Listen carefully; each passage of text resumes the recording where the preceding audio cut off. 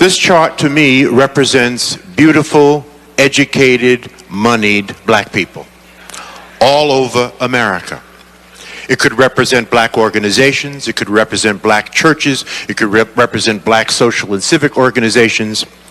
And what you will notice about these beautiful black people all over America is that everybody is doing their own thing, caught up in a Eurocentric value of rugged individualism, having forgotten that it takes a village to raise a child. There is no power here, brothers and sisters. There is no power here. Power is most effective concentrated. You can take a 55-gallon drum of water, spill it over, it will disperse, find its own level, and eventually evaporate. You can take that same 55-gallon drum of water, put it under pressure, put a lid on it, put a hose in it, put a nozzle on the end of that hose, and it can cut concrete. There is no power with us being disconnected. See, there's nothing wrong with dispersion. I live in Cleveland, you live in Atlanta. We have folk in the Caribbean, we have folk in Africa. That's dispersion. That's okay, but we do not have to be disconnected. We are a disconnected people. We are powerless in disconnection. This is where all the power is. You see?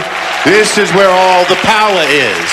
Whether you are at the center of your own network or a part of someone else's network, this is where the power is.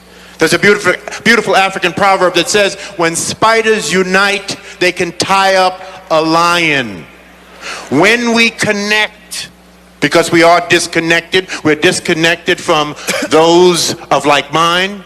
We're disconnected from the best practices in our community. I don't care what it is that you want to do, what profession you want to engage in, what business you want to get into. I can introduce you to brothers and sisters all over America they are doing it to death. You just don't know who they are. You are disconnected from them. There is no power in disconnection.